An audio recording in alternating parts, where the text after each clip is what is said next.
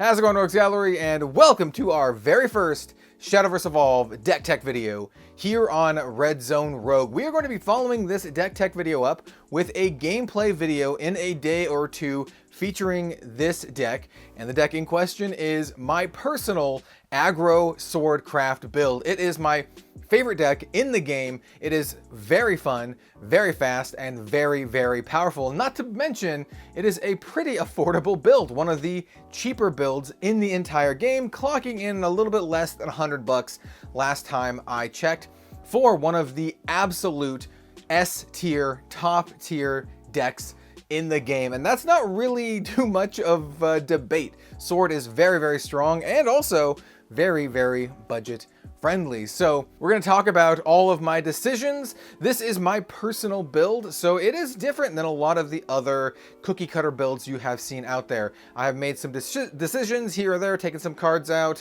There might be some surprising ones that I took out and put some in that I think just really give us this nice toolbox of options so we can play our tutor effects and search for the perfect answers.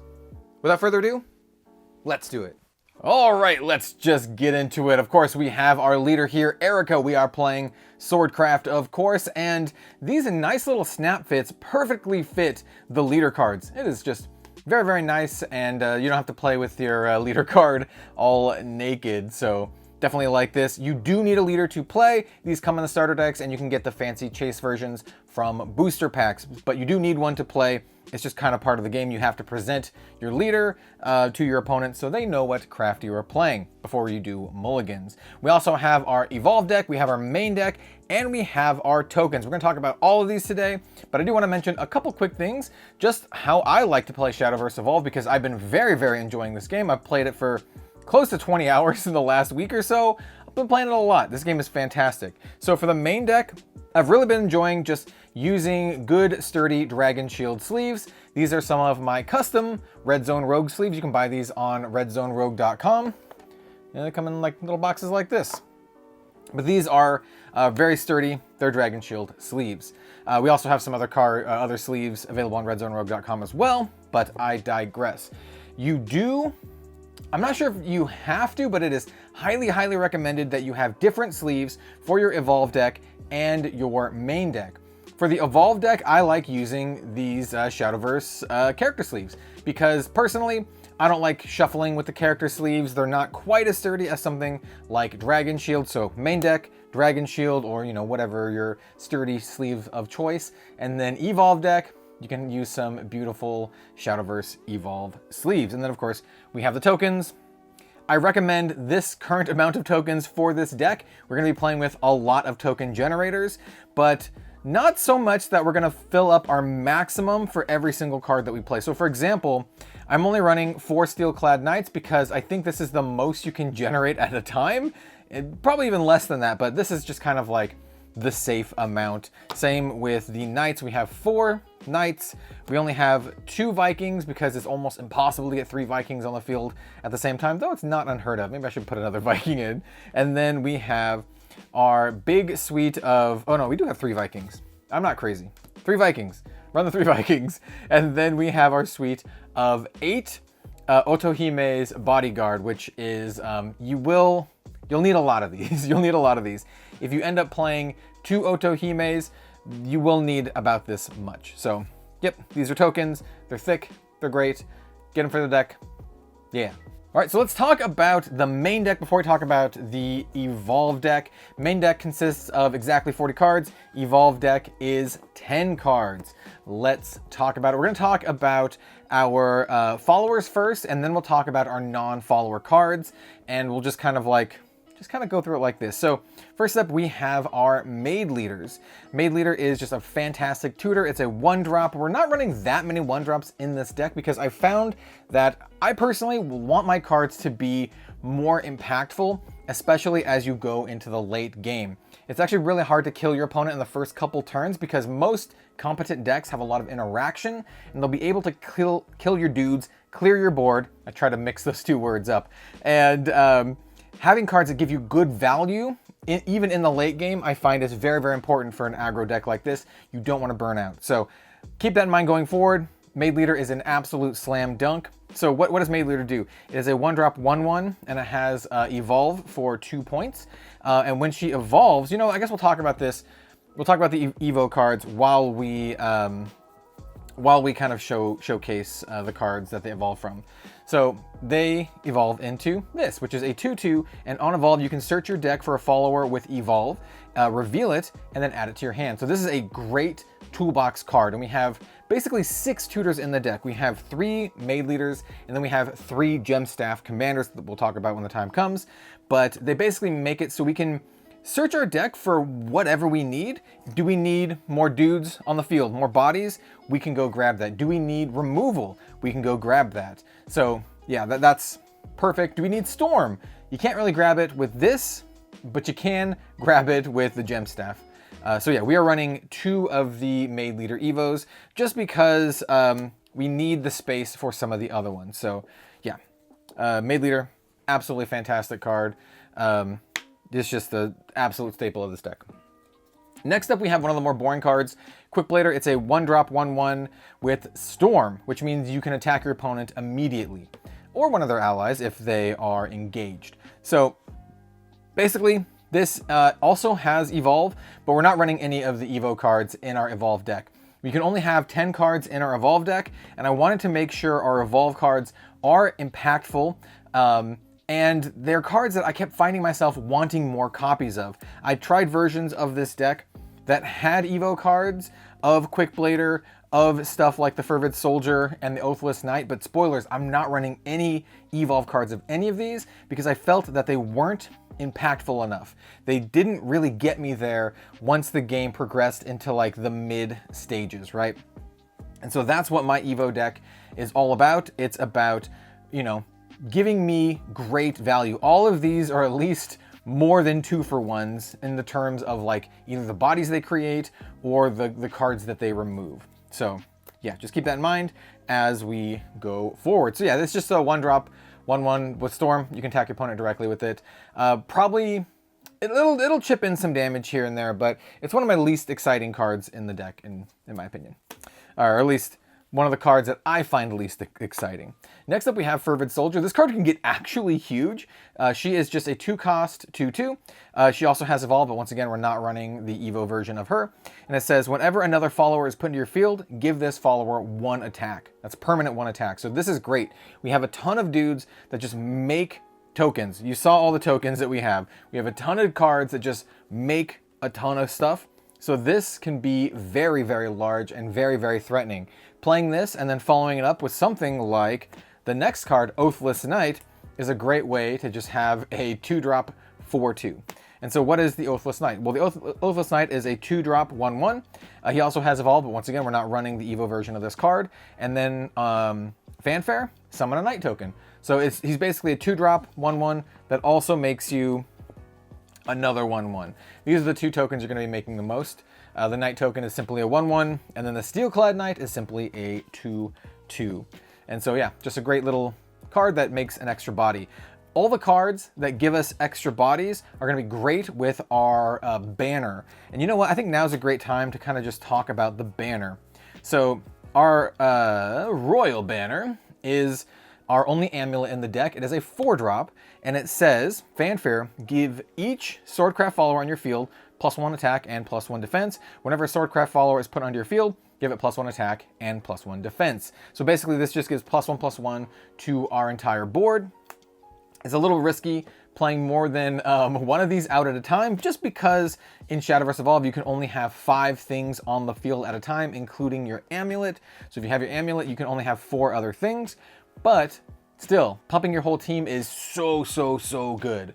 I find that it's almost always, if your opponent's not doing anything super threatening, it's almost always worth it to run out your banner, pump your team, and set up for a really big turn. Because if you can follow banner up with something like Floral Fencer or even Sea Queen Otohime, you can have an insanely big board. And you can have small stuff like this Oathless Knight who just, you know, he's a 2/2 and he makes a 2/2 then with the banner. So banner, insane. Next up we have Floral Fencer. Speaking of insane cards, this is maybe one of my favorite cards in the entire game. I know I loved this card in digital. This card carried me through a lot, and it'll likely carry me through a lot in this. So it's a 3-drop, 3/3, 1 cost evolve, and we of course are running a full 3 of the Floral Fencer evolve. And what does she do? Well, she becomes a 4/4, so she actually gets bigger. And then on evolve, you summon a Steelclad Knight and a Knight token. So you summon a 1/1 and a 2/2. So for 4 total play points, right? 3 to play her, 1 to evolve, you get 7 total power and toughness on the board. A 4/4, a 2/2, and a 1/1. And if you have your banner out, well, they're all that much bigger. Actually cracked card. There was a version of this deck where I was only running 2 of these, and I was just like, I wish I just had another one. So I put another one in my deck. So yeah, Floral Fencer, absolutely cracked card. Definitely want to run the full playset of him. Next up, we have another kind of like an all-star. This is a 3-drop Novice Trooper. It's a 3/3 with Storm, which means you can just punch your opponent, in the face directly. With the banner, it becomes a 4/4, and yeah, it's just a great way to push some damage through, especially those last couple points to get the win. I think this is just an absolute great card for just pushing the aggression, getting your opponent down to that point where any card can just kind of finish it off. And we do have a lot of Storm in the deck. You saw the 1/1 Quick Blader, now you see a 3/3 Novice Trooper. Well, we have more. Next up, we have another one of the best cards in the deck. This is the Gem Staff Commander. At the beginning of the deck tech, I talked about Toolbox Utility. This is the ultimate Toolbox Utility card. It's a 3-drop, and it's a 3/2, which is fine, right? But it says, Fanfare, search your deck for any Swordcraft follower, reveal it, put it into your hand. So this is the card that I want to see more than any other card, because this card lets me search for the exact perfect card that I need. It has to be a follower. I can't go grab my banner, but I can grab anything from a Novice Trooper to push out some damage. We have the Floral Fencer to swarm the board, and then we have our even bigger stuff coming that is going to really make an impact on the flow of the game. So yeah, absolute must-have. Run your 3 of Gem Staff Commanders. One of the cards that can really swing the game around, this is Sea Queen Otohime. She is a 4-drop, 3/4. On Fanfare, she summons an Otohime's Bodyguard token. So we're going to get one of these out because we're going to really need to talk about these, because these are a big deal. So just on the base level, you play Otohime. She's a 3/4, and she makes a 1/2 with Ward, which is great for protecting your other more aggressive units, so your opponent can't kill them, so you can continue to push the damage. But things get crazy when you evolve her. And so when you evolve Otohime, we have her here on top, she evolves for 2, by the way. So it'll be 4 and then 2 to evolve unless you have some Evo points. She becomes a 4/5, and on evolve, summon 3 more Otohime Bodyguard tokens.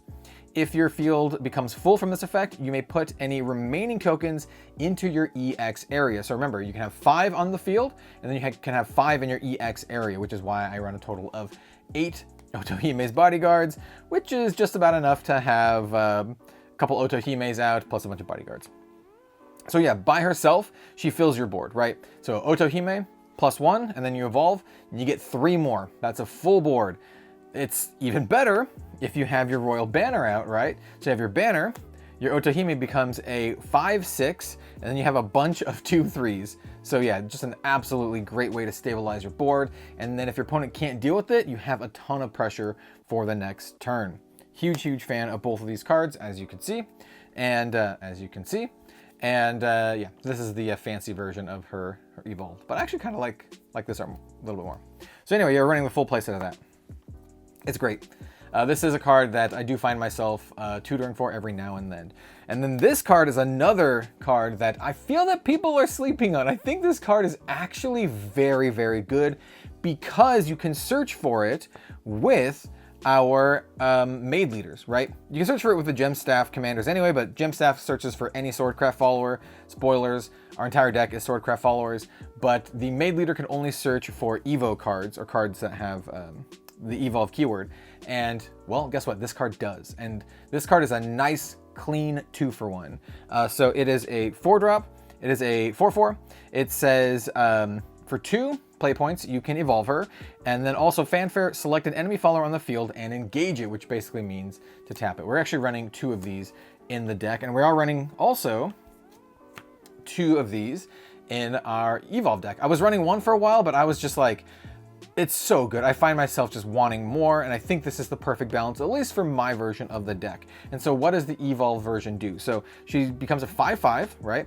And then on Evolve, select an engaged enemy follower and destroy it. So this is a nice, clean 2-for-1, because what you can do here is you can basically set it up and kill one of your opponent's followers, and then because you evolved it, she also gets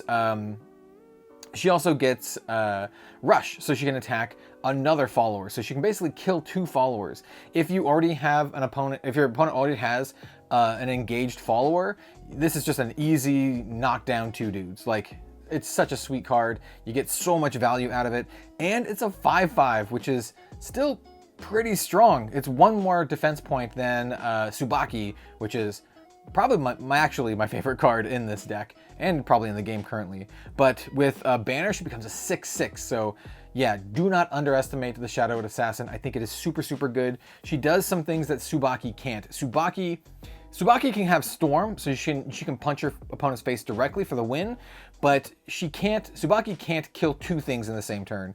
Shadowed Assassin can kill 2 things in the same turn, which is very, very important. She can kill 1 from her effect, and then also 1 for just attacking because you did the evolve. So yes, great card. Do not underestimate it. I think this card is slept on heavily. This is kind of like the Swordcraft version of Erd, which I think is also fantastic, but this one's also a 5/5 and gets pumped by our banner and is tutorable. So speaking of tutorable targets, by the way, this is a card that I experimented with 1 of for a while, and I was just like, you know what? We want to. This is Aurelia Regal Saber. She's a 5-drop, 4/6 with Rush, Assail, and Ward. Assail means she can attack any enemy follower on the field, regardless of whether they are engaged or not. So this is just an amazing card for killing whatever you need. And she also has a fanfare effect of select an enemy leader. If there are at least 3 cards on their field, give this follower +2/+2 and Aura, which means she cannot be affected by spells or effects. So she becomes a 6/8 Rush, Assail, Ward, Aura. It's just an absolute house and puts in so much work. This is another great tutor target for the Gem Staff, especially when you have at least 8 play points, because you can go Gem Staff Commander into your Aurelia Regal Saber. Just an absolutely great card. So yeah, I find myself wanting more of these. I think 2 is the right number. She is a high drop in this deck, and we only have 1 more card that costs more than Aurelia, and that is our All-Star Tsubaki. This card is so good. So good. This is 6-drop, 5/4. And on Fanfare, just choose 1 of the following effects.